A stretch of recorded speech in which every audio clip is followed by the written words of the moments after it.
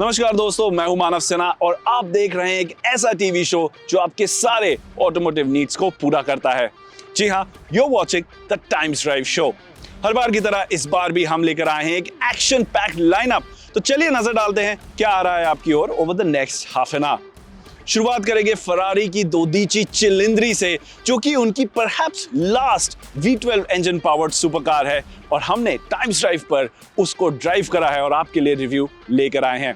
इसी के साथ देखेंगे अल्ट्रा वायलेट की नई मोटरसाइकिल को, जो है X47, जो इलेक्ट्रिक भी है और क्रॉसओवर होने का भी दावा करती है। इतना ही नहीं, लेकर चलेंगे आपको ड्राइव पर टोयोटा फॉर्च्यूनर माइल हाइब्रिड में और जानेंगे क्या माइल हाइब्रिड टेक्नोलॉजी इतनी बड़ी गाड़ी में कोई सेंस बनाती है या नहीं। तो जैसा कि आपने देखा, काफी कुछ आने वाला है आपकी ओर। और हाँ, आज हमारे साथ है Volkswagen Golf GTI, जो हमें कंपनी दे रही है। अब अगर हैचबैक्स की बात करें पूरी दुनिया में, तो एंथुजियाज्म में शायद ही कोई गाड़ी इससे ऊपर आती है। लेकिन अगर हैचबैक्स का फिल्टर हम हटा दें और ओवरऑल बात करें, तो शायद ही कोई ब्रांड फरारी से ऊपर आता है। बट आज के टाइम में जहां इतने सारे rules, regulations, emission norms, sound regulations, इतनी सारी चीजें जो एप्लीकेबल हो गई हैं, अब उस समय में एक V12 इंजन पावर्ड सुपरकार बनाना काफी डिफिकल्ट टास्क हो चुका है। काफी सारे मैन्युफैक्चरर्स ने इस टास्क पर गिव अप ही कर दिया है। लेकिन फरारी हार नहीं मान रही है। वो लेकर आई है अपनी दोदीची चिलिंद्री इंडिया में। हमने उसे चलाया है और देखते हैं कैसा रहा वो एक्सपीरियंस।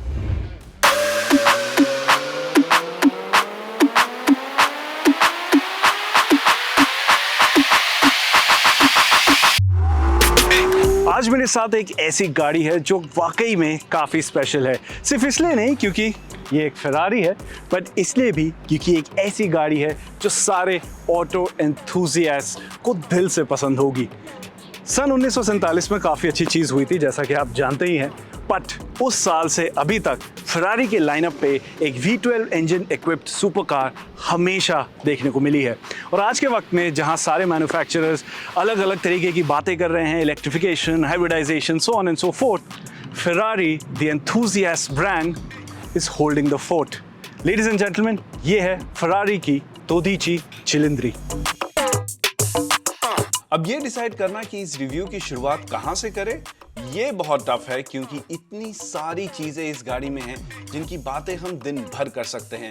और इतना कुछ है जो फरारी ने किया है इस गाड़ी को स्पेशल बनाने के लिए कि पूरा दिन लग जाए। लेकिन आप चाहे कितना भी डिस्कशन कर लें, ये आप जरूर मानेंगे कि ये फरारी देखने में वाकई शानदार है। ये इंस्पिरेशन लेती है फरारी डेटोना से, जो आप इसके हेडलैम्प्स के बीच में बने ब्लैक स्ट्रिप से पहचान कर सकते हैं। और हाँ, अगर आप सोच रहे हैं तो ये पैनल आपको बॉडी कलर ऑप्शन के साथ नहीं मिलता है।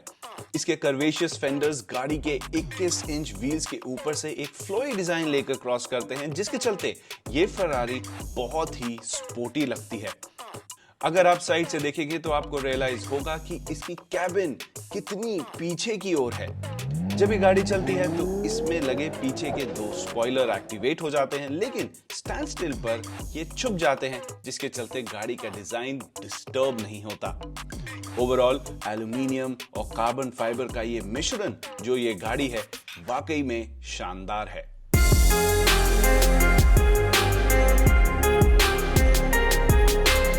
अब एक नाम में क्या रखा है आप पूछ सकते हैं, लेकिन उसका जवाब देने के लिए मेरे को ये कोफैंगो बॉनेट खोलना पड़ेगा और आपको इस इंजन के बारे में बताना पड़ेगा।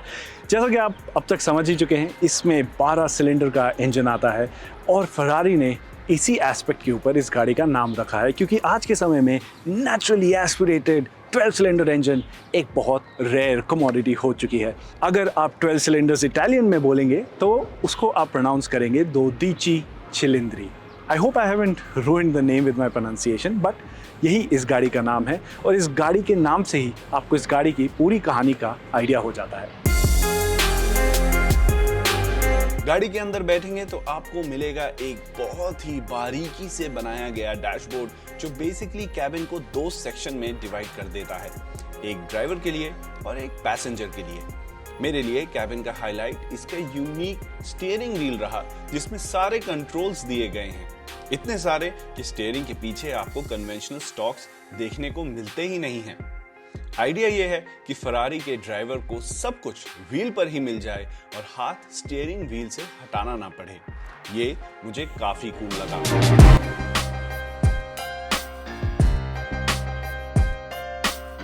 एक जो एक्सपीरियंस जो आपको देखने को मिलता है वो ये है कि आप बहुत नीचे बैठे हैं, बहुत स्पोर्ट्स कार लाइक परफॉर्मेंस में। आप देख सकते हैं गार्ड रेल कितना ऊपर है मेरे ठीक पीछे।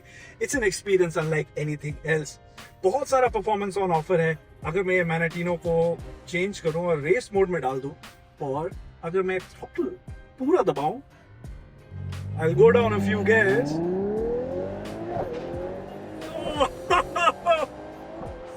इतना सारा परफॉर्मेंस यहाँ देखने को मिलता है। I mean, आपको अपने ब्रेन को कैलिब्रेट करना पड़ेगा इतने परफॉर्मेंस के लिए। Oh my God, थोड़ी स्पीड कम करते हैं।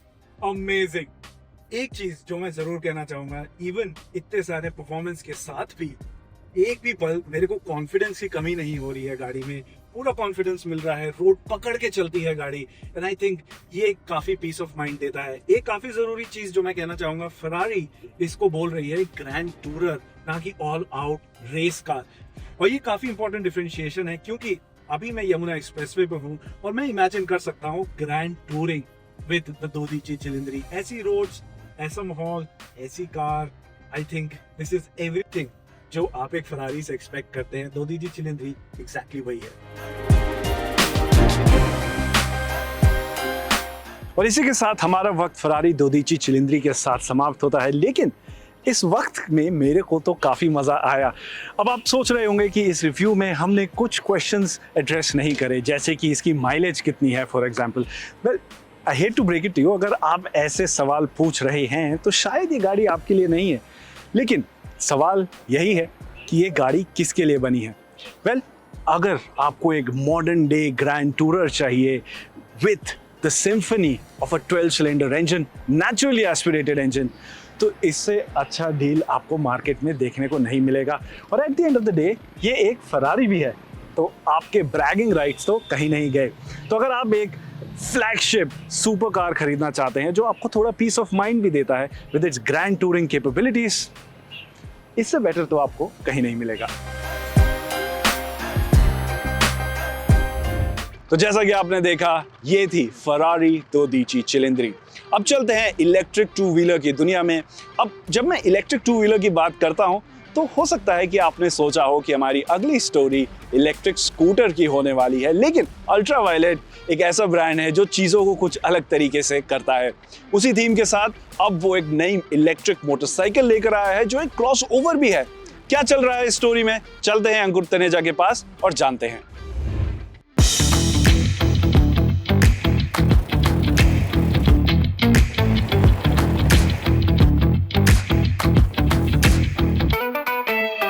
अब भविष्य को लेकर हर किसी का अपना अपना अनुमान होता है कि वो वैसा होगा या वैसा होगा, लेकिन जो लोग उसको बेहतर तरीके से उसका अनुमान लगा सकते हैं या लगा पाते हैं, वो आने वाले कल की ज़रूरतों को मीट करने के लिए उस तरह से उस पर काम करते हैं और उसी तरह के प्रोडक्ट्स क्रिएट करते हैं।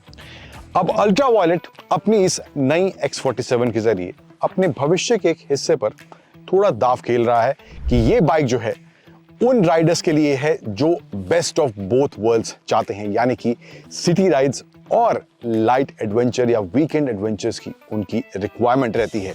तो क्लेम है उनका कि ये बाइक वो दोनों चीजें आपको ऑफर करने वाली है। कितना मजबूत है ये क्लेम, आज इस वीडियो में उसी को जानेंगे। क्या अल्ट्रावायलेट इस बाइक में ऑफर कर रही है, डिजाइन, फीचर्स और इसकी ओवरऑल परफॉर्मेंस को लेकर।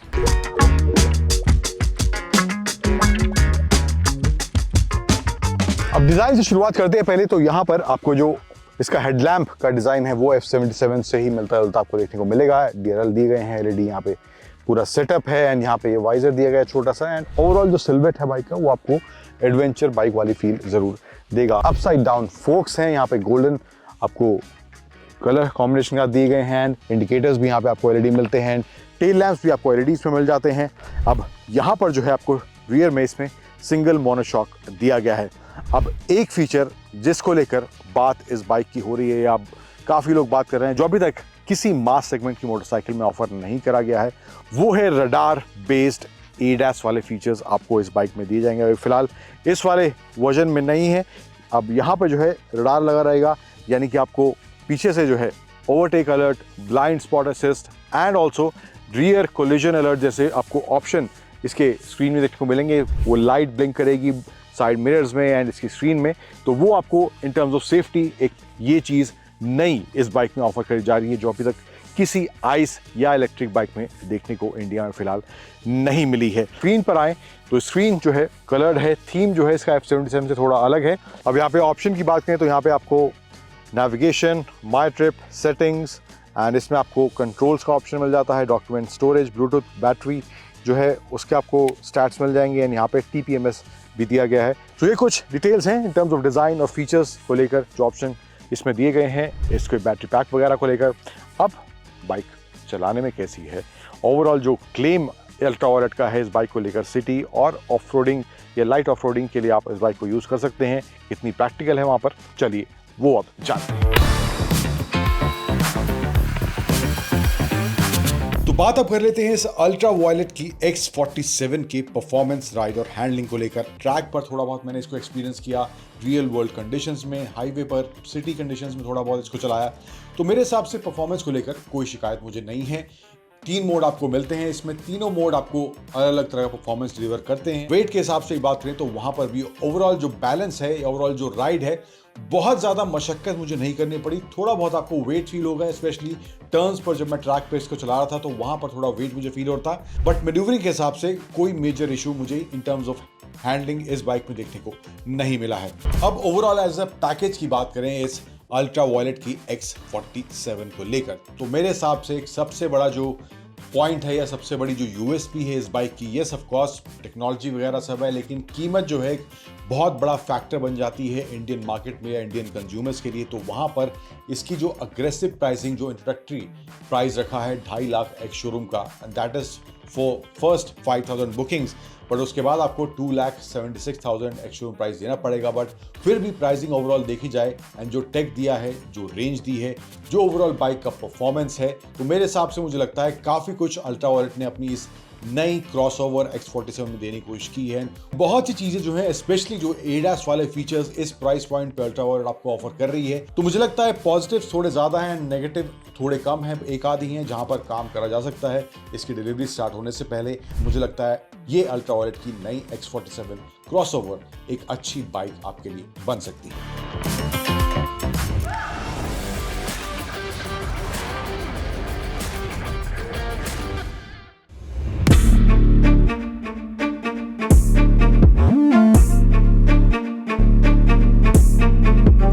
देवी और संजनों, आज मेरे साथ एक ऐसी गाड़ी है जिसको कोई इंट्रोडक्शन की जरूरत नहीं है, क्योंकि ये है टोयोटा फॉर्च्यूनर और साल 2025 के लिए इसके कुछ वेरिएंट्स को एक अपग्रेड मिला है, और वो अपग्रेड है एक माइल्ड हाइब्रिड सिस्टम।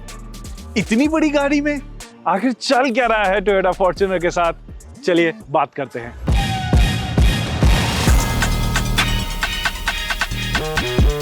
तो शुरुआत करते हैं इसके नाम से। नाम में अब नियो ड्राइव जुड़ चुका है, जो आपको बताएगा कि इस वेरिएंट में माइल्ड हाइब्रिड सिस्टम आता है, और यही नाम टोयोटा की दूसरी माइल्ड हाइब्रिड सिस्टम इक्विप्ड गाड़ियों में भी यूज़ किया जाता है। तो ये नियो ड्राइव वेरिएंट है लेजेंडर वेरिएंट का, जो आज हम चला रहे हैं। डिज़ाइन में सिर्फ एक चेंज है, जो कि है यहाँ पर, जहाँ आपको नियो ड्राइव का बैज देखने को मिल जाता है। लेकिन ये एक बुरी बात नहीं है, क्योंकि overall the Fortuner is a very good looking car. बहुत अच्छा रोड प्रेजेंस आपको देखने को मिलता है। बड़े सवाल का जवाब मैं पहले ही दे देता हूँ, इस वेरिएंट में सनरूफ आपको देखने को नहीं मिलेगा। अब इंटीरियर की बात करें तो आपको सेम लेआउट यहाँ पर भी देखने को मिलता है, कुछ भी चेंज नहीं है, सेम डिज़ाइन है, सेम टच एंड फील है, सेम क्वालिटी है, एंड वही सेम फीलिंग अभी भी आपको यहाँ पर बैठते से ही आती है कि अब इस इंटीरियर को अपग्रेड की ज़रूरत है, समय आ चुका है। बट नेवरदलेस सेम डिज़ाइन आपको यहाँ देखने को मिलता है। सिर्फ एक चेंज है, जो कि एक यहाँ पर आपको ऑटो स्टार्ट स्टॉप बटन देखने को मिलता है, क्योंकि इसमें माइल्ड हाइब्रिड सिस्टम है, और ये मल्टी टेरेन सिलेक्ट बटन भी आपको यहाँ मिलता है, जो आपको अलाउ करता है गाड़ी को सेटअप करना डिफरेंट ट्रैक्शन कंडीशंस के हिसाब से। हाँ, एक वायरलेस चार्जर भी इसमें इंक्लूड हो गया है और अब आपको 360 कैमरा भी यहाँ पर देखने को मिल जाता है। मिडिल रो सीट्स की बात करते हैं, कोई भी यहाँ पर चेंज रिपोर्ट करने के लिए नहीं है, जो कि एक बुरी चीज़ नहीं है क्योंकि ये एक कंफर्टेबल प्लेस है। आप देख सकते हैं मैंने ड्राइवर सीट अपनी हाइट के हिसाब से एडजस्ट करी हुई है। For reference I am 5 foot 10 और मेरे पास काफ़ी नी रूम, लेग रूम और हेड रूम यहाँ पर देखने को मिल जाता है। ड्रॉप डाउन आर्म रेस्ट है, पॉप आउट कप होल्डर्स है। ओवरऑल ये एक ऐसी जगह है जहाँ पर शॉफर ड्रिवन होना मैं माइंड नहीं करूँगा। फाइनली बूट स्पेस भी आपको सेम देखने को मिलता है, जहाँ पर भी हमारे पास कोई कंप्लेंट नहीं है क्योंकि बहुत सारा स्पेस यहाँ पर आप देख सकते हैं आपको मिल जाता है। और अगर आप चाहें तो एक रो ऑफ सीट्स यहाँ पर खोल सकते हैं, यानी पीछे भी आप एडल्ट्स को बिठा सकते हैं। इतनी स्पेस यहाँ पर आपको मिल जाती है। अब बात करते हैं सबसे बड़े चेंज की, जो यहाँ हमें बॉनेट के नीचे देखने को मिलेगा। काफी भारी बॉनेट है ये, बट वो चेंज इसका इंजन नहीं है क्योंकि ये अभी भी वही मैसिव 2800 सीसी का 4 सिलेंडर डीजल इंजन यहाँ पर अभी भी मौजूद है, जो हमारे टेस्ट यूनिट में 6 स्पीड टॉर्क कन्वर्टर गियरबॉक्स के साथ मौजूद है। फर्क ये है कि टोयोटा ने इस ड्राइव ट्रेन के साथ एक 48 वोल्ट का माइल्ड हाइब्रिड सिस्टम ऐड कर दिया है। टोटल आउटपुट अभी भी 204 हॉर्स पावर और 500 न्यूटन मीटर स्टॉक है, जो कि पहले के मुकाबले सेम है, लेकिन ड्राइविंग एक्सपीरियंस में फर्क आया है कि नहीं, चलिए देखते हैं। तो क्या गाड़ी चलाते वक्त क्या हमें माइल्ड हाइब्रिड असिस्ट में कुछ डिफरेंस महसूस होता है? Well, not really, until unless आप पुरानी Toyota Fortuner without mild hybrid और ये वाली बैक टू बैक चलाएंगे तो शायद आप कुछ फर्क महसूस कर पाएं, बट ओवरऑल परफॉर्मेंस में ज़्यादा फर्क देखने को नहीं मिलता है। हाँ, रिफाइनमेंट के मामले में थोड़ी इंप्रूवमेंट जरूर है। लो स्पीड एक्सेलरेशंस या आइडल पर गाड़ी थोड़ी ज़्यादा रिफाइन फील होती है। ओवरऑल ड्राइविंग एक्सपीरियंस सेम ही है, यानी नो मैटर कैसी भी रोड आपके सामने आ जाए, Toyota Fortuner takes it like a champ. खराब रोड अगर आती है आपके सामने तो आपको बस स्पीड बढ़ानी है and the ride quality keeps getting better.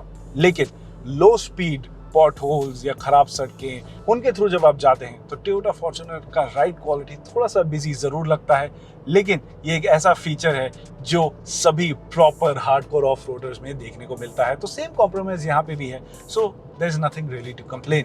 अब अगर ऐसी एक चीज़ है जो मैं इस गाड़ी में चेंज करना चाहूँगा तो वो है द एफर्ट जो लगता है स्टीयरिंग व्हील मोड़ने में, स्पेशली यू टर्न लेने वक्त, जैसा कि मैंने अभी लिया। आई विश स्टीयरिंग व्हील थोड़ा और हल्का होता। अब वक्त हो चला है इस वीडियो को सम अप करने का। यूजुअली इस पॉइंट पे मैं एक क्लियर कट वर्डिक्ट आपके साथ शेयर करता हूं, जिसके बेसिस पे आप डिसाइड कर सकते हैं कि आपको ये गाड़ी लेनी है या नहीं। लेकिन टोयोटा फॉर्च्यूनर के केस में आई थिंक एक एक्सेप्शन ज़रूर बनता है, क्योंकि ऑनेस्टली मेरे हिसाब से मुझे नहीं लगता कि जो भी मैं बोलूँगा उससे आपका बाइंग डिसीजन चेंज होगा, क्योंकि टोयोटा फॉर्च्यूनर एक ऐसा नाम है जो लोग बस नाम के बेसिस पर भी खरीदने को तैयार हो जाते हैं।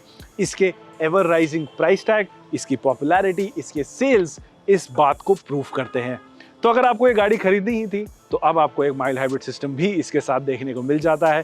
क्या इससे आपके डेली ड्राइविंग में ज़्यादा फर्क पड़ेगा? I don't think so. यानी अगर आप ये गाड़ी पहले भी खरीदने की सोच रहे थे तो अभी भी आपके खरीदने के रीजंस वही हैं। लेकिन अगर मैं एक रिव्यूअर के तौर पे आपसे अपना वर्डिक्ट शेयर करूं, अगर वो कुछ मायने रखता है तो वो ये होगा, इस प्राइस पॉइंट पे मैंने बाकी सारी कंपटीशन की गाड़ियां भी चलाई हैं एंड मेरे हिसाब से ये एक बहुत अच्छा टाइम आ चुका है टोयोटा के लिए फॉर्च्यूनर को एक जेनरेशनल अपडेट देने का। नाम बहुत बड़ा है, पॉपुलैरिटी बहुत ज़्यादा है। अगर एक न्यू जेन मॉडल इस टाइम पर निकल आए तो सोने पे सुहागा होगा। लेकिन once again that is not something that matters. ये टोयोटा फॉर्च्यूनर है जिसके चलते नाम ही काफ़ी है।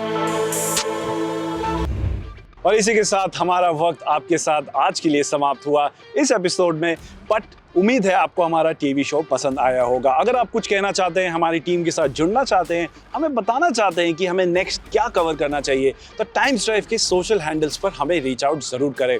और अगर आप एक नई कार खरीदने का सोच रहे हैं तो timesdrive.in पर ज़रूर जाएं, जहां पर आपको नई कार्स, बाइक, स्कूटर्स, सब चीज़ों की सारी जानकारी देखने को मिलेगी। इसी के साथ मैं लेता हूं विदा। Thank you so much for watching.